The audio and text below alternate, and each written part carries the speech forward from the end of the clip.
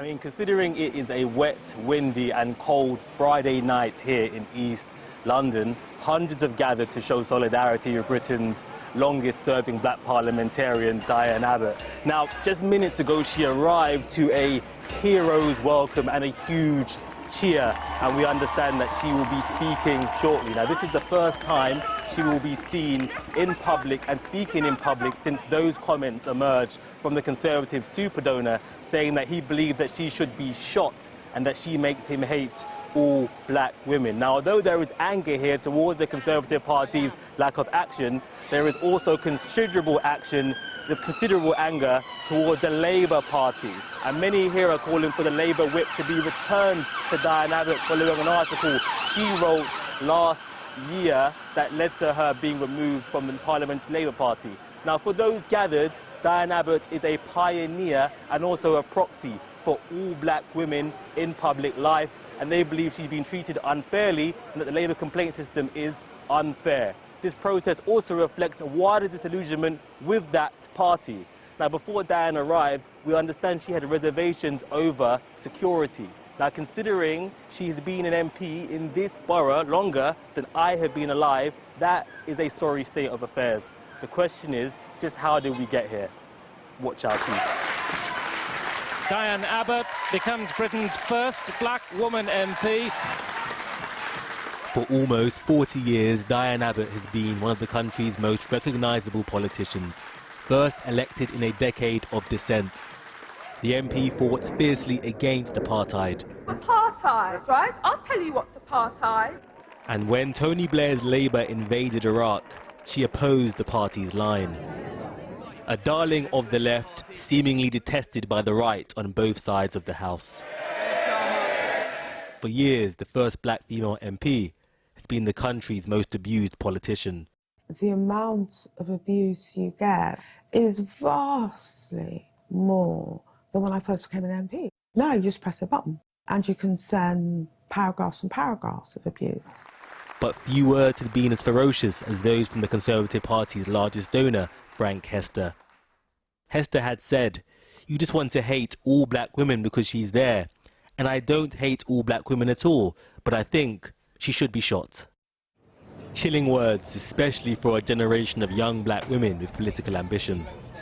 I'm a local councillor at the moment, but as it stands, if politics does not change, being a member of Parliament does not interest me.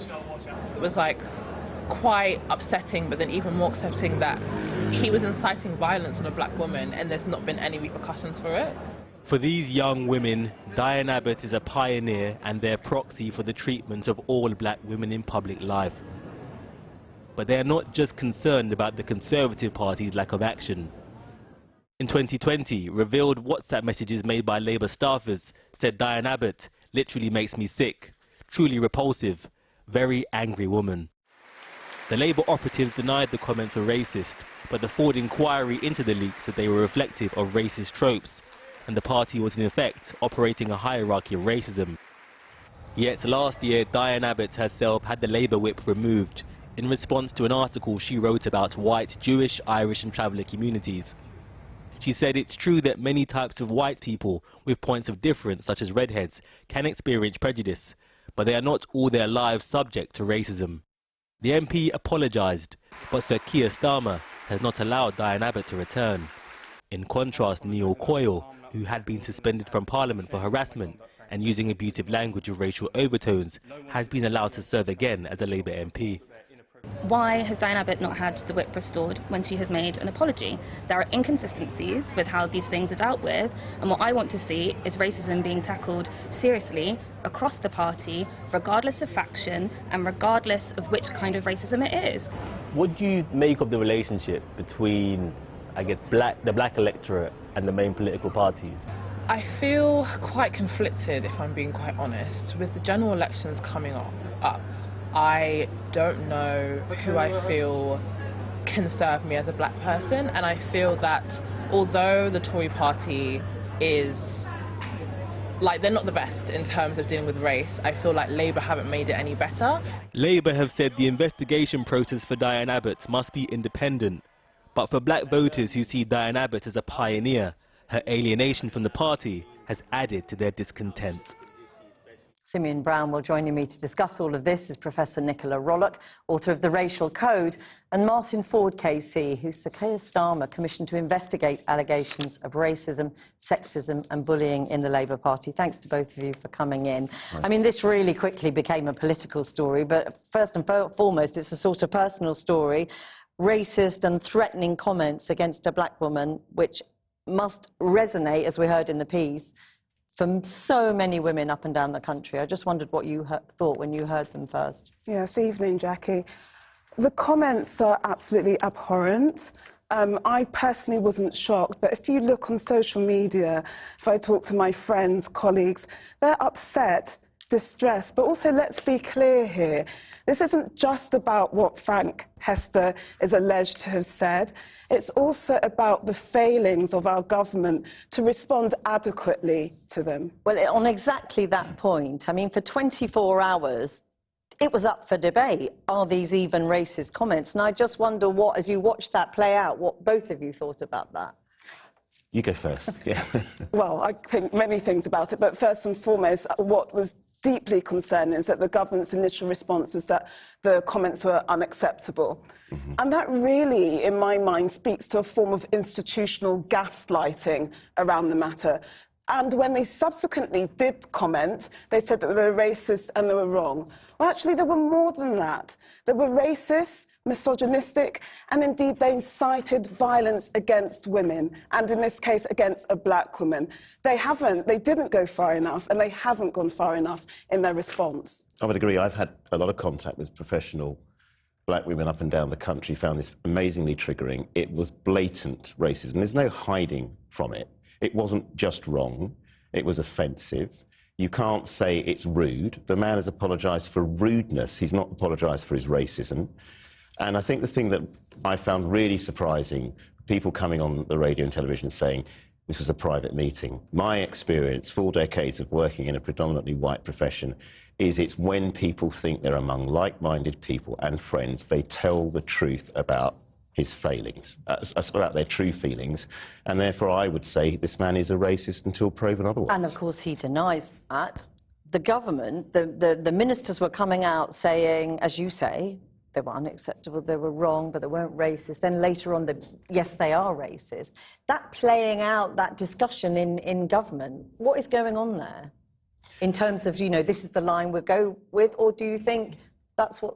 Well, I think, unfortunately, so much of the news agenda is set by, you know, people who work in comms, and it's damage limitation, or it's appealing to a particular constituency. There's clearly a feeling in the House of Commons that being supportive of those of us from a migrant heritage in some way will lose them votes. That's all I can think, because they never come out and stand up and be counted. They never say migrants are net contributors to the economy, they're a good thing, we need them. It's incredibly negative. And it makes us all feel that we don't belong and never will. And I would actually, no, I'd say it's worse than that, actually, if I may, in that what we've seen constantly from this government, and that's certainly the Labour Party are not let off the hook here, what we've seen constantly from this government is a reneging of racism, that it doesn't exist. And indeed, to make example of that, they say, well, we've got the first Prime Minister of South Asian heritage. Look at our cabinet. But actually, if we're thinking about racism, it's much more complex than that. I think we have to have a more mature debate around racism and also what it looks like. Having an ethnically diverse cabinet is not a sufficient marker of the fact that we don't have racism in our society. And exactly on the point that Labour aren't off the hook on this. I mean, Labour came out and expressed their revulsion. They were very quick to say that they were supportive of Diane Abbott against these terrible racist comments. But what were you thinking, given your history as the man who conducted an inquiry into racism in Labour? What were you thinking as that played out? Well, I was thinking that I'm afraid there was an air of hypocrisy as far as I was concerned. My findings, and we had 1,100 submissions, and I know they're a self-selecting group, was a real feeling among the non-white Labour Party activists, councillors, and even the Parliamentary Labour Party, that the party was not coping properly and dealing fairly with anti-black racism. And there's a real feeling among the black caucus of MPs who contact me regularly that they are treated more harshly in terms of investigations and sanctions than their white counterparts. So you've mentioned the gentleman who was being readmitted. There was another one, I think, yesterday morning, the day after professing supposed support for Diane. And big government just doesn't work for black people in this country on this issue. Now, it's interesting you raise that. In this moment, we're in an election year when, without doubt, both parties, all parties, will be looking for the black vote. Where does that leave black people after what we've seen this last couple of weeks? Well, I don't think it's necessarily after. I think it's just exacerbated, frankly, in that you might choose Conservative, but actually they've got a really poor track record of dealing with the racism, as has been exemplified this week. But also it's the case for Labour, who were slow to respond and handled the Diane Abbott situation quite abysmally. So I think that many of us feel, and speaking in very broad terms, many of us feel that we have nowhere to turn politically. Martin, I mean, we called in the report for a transparent, fair, consistent disciplinary system. And I talked about a perception of a hierarchy of racism. These sorts of events make, I think, black voters and black politicians think that if I make an apology for rudeness, a major political party, when it's blatant racism, can allow me back into the fold. If I make an apology and I'm Diane Abbott, I wait 11 months for the whip to be restored. If I'm Kate Ossamore, I'm still... There's nothing to investigate. They said what they said, they apologised. Just very briefly, I mean, do you think it is time for her to have the whip? Oh, absolutely. Restored? It's been time. I think I came on April, this story blew up, and I said, I hope the investigation is swift, and this should have taken... You're going to have to end it there, and we're just hearing that Diane Abbott has stood up to speak in Hackney, so we are seeing the live shot now. Right.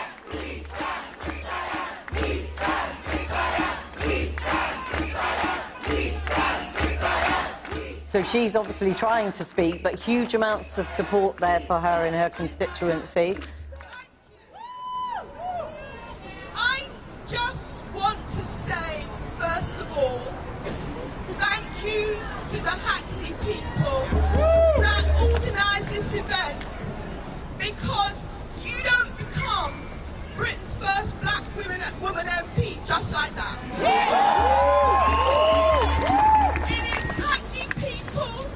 That selected me in the 80s.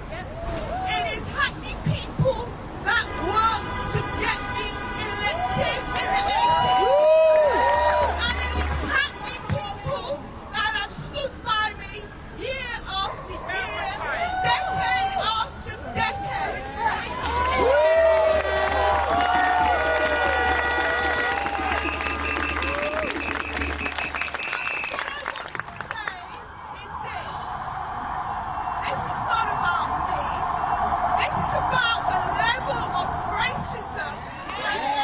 Diane Abbott there in Hackney struggling to be heard among the huge amounts of support that has turned out for her tonight in her constituency of Hackney. We hope to hear more from her later on, but to my guests, thank you both for coming in this evening. Thank you so much. So much more to talk about.